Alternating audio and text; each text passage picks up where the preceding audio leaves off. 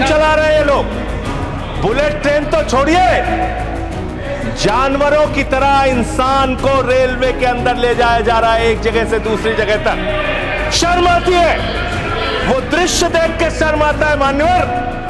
आम इंसान की जिंदगी में सिर्फ मरना लिखा हुआ है।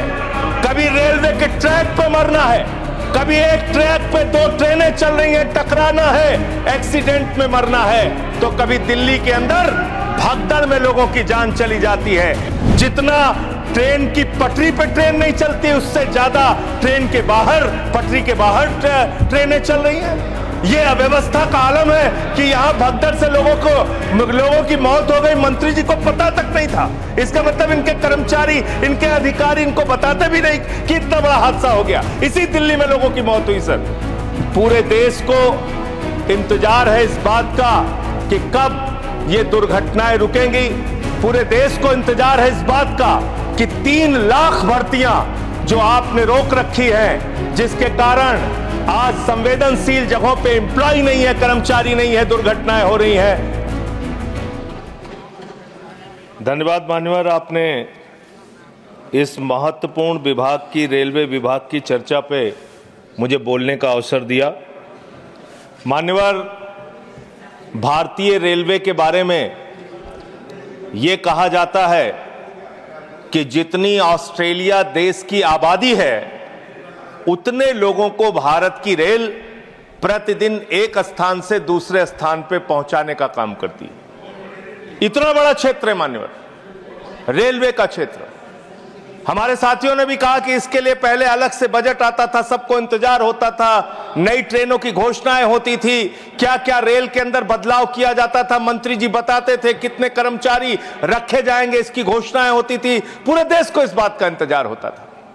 लेकिन अब आप आम बजट के साथ रेलवे का बजट लेके आते हैं, हालत क्या बना दी।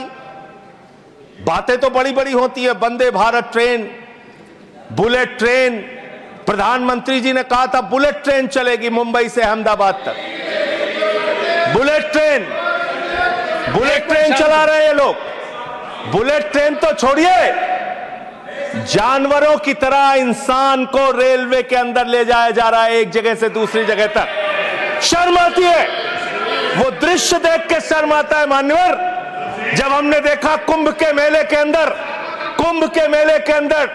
ट्रेन के डिब्बों को तोड़ने का दृश्य देखा, एसी डिब्बों को तोड़ तोड़ के लोग अंदर घुस रहे थे, जानवरों की तरह लोग एक जगह से दूसरी जगह तक जा रहे थे।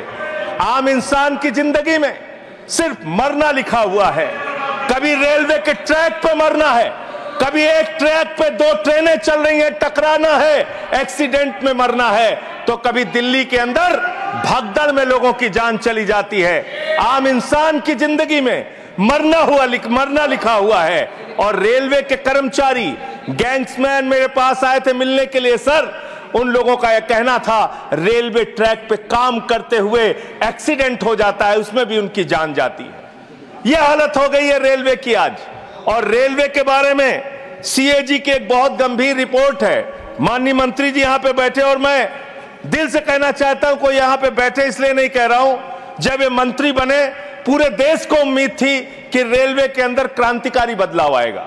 यह उम्मीद थी कि एक तकनीक के जानकार, एक पढ़े लिखे, एक शिक्षित योग्य मंत्री बने देश के अंदर, वो बदलाव लेके आएंगे। लेकिन रोज एक्सीडेंट पे एक्सीडेंट।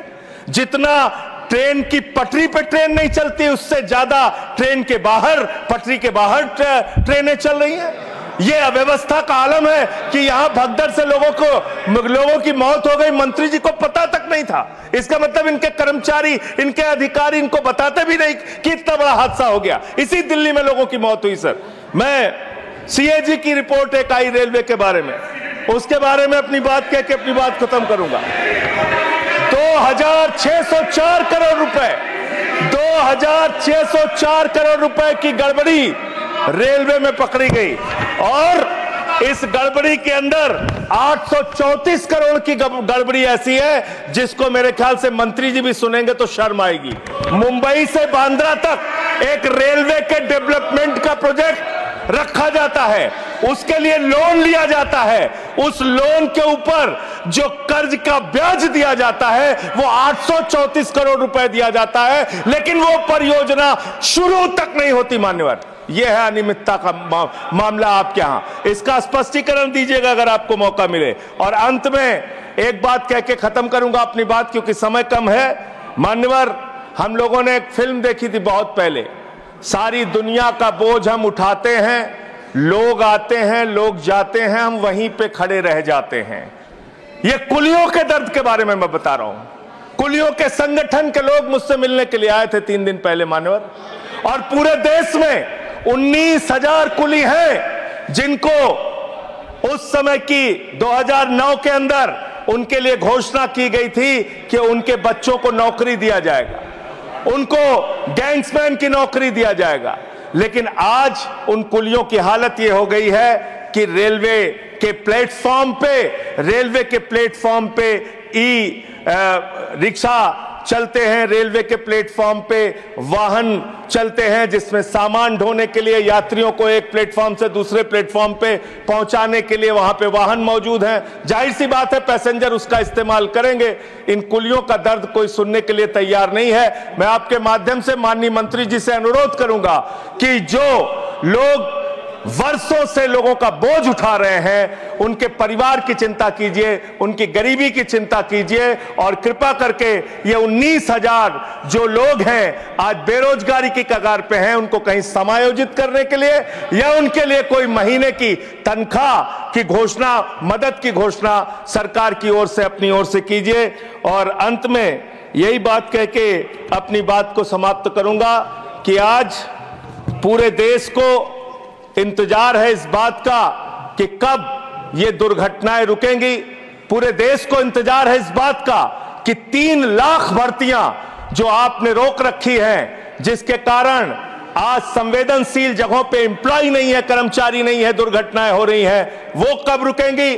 और रेल की पटरियों को ठीक करने का काम, जिस पे आप 180 किलोमीटर 160 किलोमीटर की स्पीड की ट्रेनें चला रहे हैं, वो रेलवे की पटरियां कब ठीक होंगी। मान्यवर, ये सरकारी पटरी से उतर गई है इस सरकार के। और अभी ये नासिर भाई काफी दुखी थे, कह रहे थे रेल मंत्री बन जाते हैं मोदी जी। अरे मोदी जी विदेश मंत्री बन जाते हैं, शिक्षा मंत्री बन जाते हैं, सांस्कृतिक मंत्री बन जाते हैं, विज्ञान मंत्री बन जाते हैं। मोदी जी के अंदर बहुत कला है, खेल मंत्री बन जाते हैं। सारा मंत्रालय अकेले मोदी जी चला रहे हैं, इसलिए इस पे नाराज नहीं होना चाहिए। धन्यवाद।